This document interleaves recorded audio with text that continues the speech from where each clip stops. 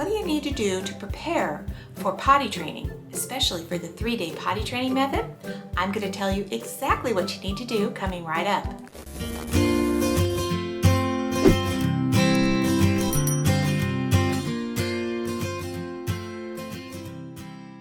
Hi, welcome. If you haven't been here before, I'm Holly McLean, the Mommy Answer Lady.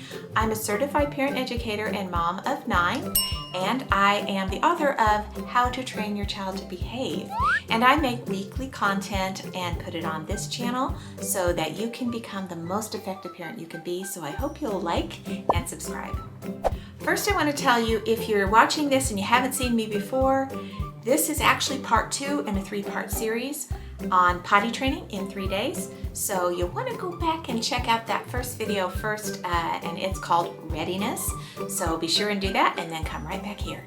If you already watched the first video, then you're ready to go on to the preparation. And so that's what we're going to talk about today. Don't forget about the link in the description below. It'll give you the notes on readiness, preparation, and process. And so don't forget that free resource. Okay, so here's what you need to do to prepare. Number 1, schedule 3 full days. You want to give 3 full days to potty training, and that's all you're doing. So you want to make sure you're off of work. You don't have to go to the grocery store. You don't have plans to go on play dates or go over to someone's house. You don't have a vacation planned or anything like that. 3 full days, that potty training is going to be what you're doing. And also, you want to make sure that you don't have a trip planned in the next 2 to 3 weeks after that. A month is better. But at least make sure that there's no vacation coming, because you want them not only to have these 3 days, but you also want them to get into the routine before you actually go out of town or something. Number 2, plan fun activities. So for each day of those 3 days, you want to have a craft, a game, a movie, and some kind of recipe that they can help you make. You want to make these days fun. You don't want it to be a burden, and you don't want to feel bad. You want to make this time where you're actually bonding with your child and you are getting together and doing a lot of things. So have some things planned out. So that means that you're going to need to make sure you have the craft supplies that you're going to need for the crafts that you're going to do. You need to have those games prepared, whatever they may be, and you want to have the ingredients for the recipes that you're going to make, and anything else that you're going to need so you don't have to go to the store in the next 3 days. Number 3, do a diaper countdown. This is kind of fun. What you do a week before you're going to schedule those 3 days, a week before, you want to count out all the diapers that your child's going to use in that week. And then you want to sit your child down and count those diapers with them and say, when these diapers are done, it's going to be time for you to use the potty and you won't be using the diapers anymore. This is a good way to help your child prepare for what's coming and to get them excited about the whole process.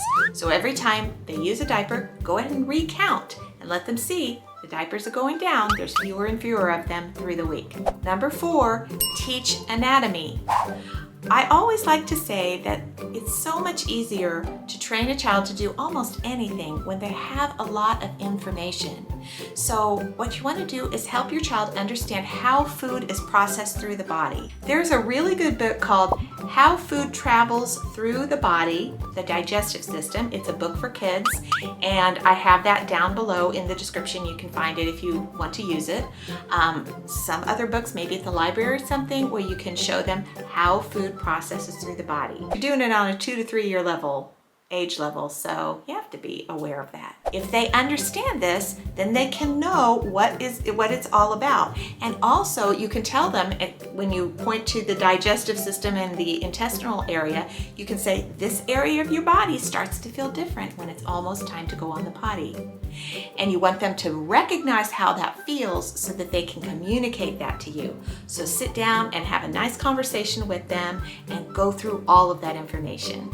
Number 5, T-shirts and training pants. Okay, I'm not okay with naked. There are some parents that think, and some people that teach, let your child run around naked. That's not my cup of tea. If that's what you think and you're okay with that, that's okay. I just personally believe that it's better for children to learn about modesty early, and so I don't really like the child to run around naked. So my suggestion is that instead of that, you get them a t-shirt. If you don't like this part and you don't want to do it, that's fine. But I suggest you use a t-shirt, a child-sized t-shirt that maybe goes down to their knees. The first day in the 3 days I'm going to tell you about in the next video is going to talk about how they won't have anything on their bottom half the first day. And so go ahead and put a t-shirt on them and get that ready. But then also you want to get training pants. The training pants that I suggest you use snap up on the sides, because remember, it's all about not struggling and making this easy. And personally, I think when a child poos in their pants and you have to slide that poop down their legs, that's a little stressful. I don't like that. So in order to not struggle, if you get those kind of training pants that have snaps on the sides, then when they make that kind of mistake, it isn't quite as bad. And then I want to suggest in the same number 5 here, that you might want to get some pull-ups. And I think pull-ups are something that are an option to use at night and nap times, which we'll talk about in the next video. While we're on that subject, be sure and get a mattress protector if you don't have one. I'm kind of assuming you all have those, but if you don't, get a mattress protector. Good to have. Number 6, get a potty chair and a potty seat. So the days that they're learning how to use the potty, you're going to want to use the potty chair. And the reason that you don't want to use the potty seat, and when I'm saying one or the other, I'm talking about the potty chair is its own little toilet, you know, that you put on the floor, but the potty seat is something that you put on the adult toilet. Okay, so you don't want to use the potty seat at first, because you want to make sure that every time they have success and they've gone in the potty at all, that you're able to acknowledge that and say, great, you did a good job. Okay, and if you put them on the potty seat with the thing that goes on the adult toilet and they go just a little bit, you won't be able to tell. They might say they went and it's like, you can't tell. So if you have the potty chair, then you can always tell when they put anything in it. So you want to make sure and do that. When we're talking about the potty chair, you want to make sure it's really easy to clean. That's important. And if you have a boy, you want to make sure you have a deflector. Very important. And then you want to make sure that when you get the potty seat, that it would be something that you can take with you after the 3 days. I have some suggestions in the description below about a good potty seat and potty chair. The potty seat actually folds up so you can like bring it with you easily, like in a bag or something like that. So that's a really good thing to have, and that's a good thing to be prepared with. Number 7, get a visual timer. I know some people like to use their watch and then they can tell and set a little timer on their watch or whatever, but I think it's good to have a visual timer so that the child can see it, so the child can see when that time's coming. Because sometimes they'll be involved in something, they kind of get frustrated that they have to go to the potty again, right? So you want them to kind of see, oh look, the timer's almost done, or you want them to look at when that time's coming. It's good for them to learn about time and how it goes by too. And so having a visual timer isn't just good for potty training, it's good for lots of other things while you're raising your kids. Number 8, shop with your tot. I don't suggest that you necessarily shop for the training pants and the potty chair and all that stuff with your child. Go ahead and do that yourself. That's just my suggestion. Because I want you to shop with your tot for the underwear. Because the underwear is going to be the ultimate wonderful goal.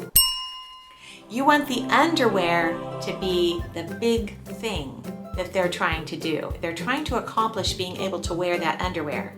So whether you get online with them or whether you take them to the store, go ahead and let them choose the underwear they get to wear after they have been potty trained.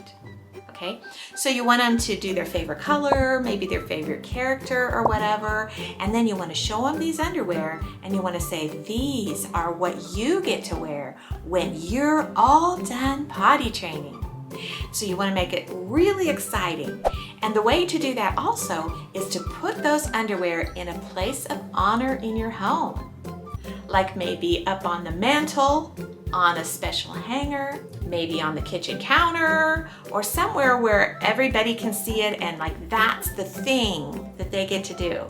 And you want to make this very important in their mind. so that this is a long-term goal. We'll talk about short-term goals in just a second. This underwear is going to be able to be theirs when they go one full day, keeping their pants dry and clean. So let them pick their favorite and get them excited about it by the way that you talk to them about it. Number 9, other rewards. So we talked about the underwear, that's their long-term goal. And obviously, they're going to be 2 to 3 years old, so a long-term goal is something they're still kind of learning about. So you want to make sure you have a short-term goal. Now, one of the things that I like to teach parents is that any of the rewards or consequences, as much as possible, should relate to the behavior. Usually I don't say give them M&Ms or give them Skittles or something as rewards, but in this case, I think it's a great idea. And the reason I do is because you have just shown them about anatomy. You've shown them how food is processed through the body, right? So when you put a little bowl of Skittles or M&Ms there, and they get to use those as short-term rewards for each time they actually use the potty and they actually go, that you can relate that to the behavior because they're going through that process of allowing that food to go through their body and they are able to control it so that anything that comes out of them is going into the potty, and then they get a reward, and that reward relates to that. So I think that's a really good thing to do. M&Ms and Skittles are really good because I don't usually like to give kids a lot of candy, but this is a special time. But if you don't like that, you can use raisins or anything else you think might be good.